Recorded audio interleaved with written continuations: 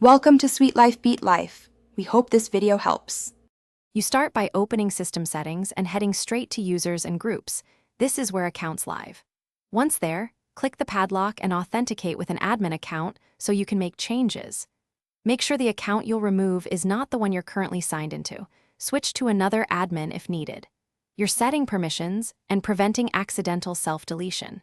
Now that the panel is unlocked, locate the user in the left column so you're ready for the removal steps. Now select the user you want to remove and press the minus button. This triggers the deletion dialog.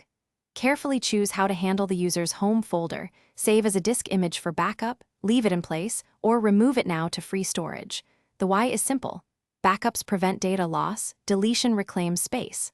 Once you pick an option, confirm and enter your admin password if asked. Wait for the process to complete and verify the account no longer appears in the list. Once the account is gone, restart the Mac to clear caches and ensure login screens update correctly. Make sure shared folders and iCloud settings no longer grant access. Check file and folder permissions in Finder for any remnants that need manual fixing. If something goes wrong, like the account won't delete or permissions persist, create a temporary admin account, log in there, and retry deletion. This often resolves locked files or permission conflicts. Finally, empty. Thanks for watching. Consider subscribing if we helped you.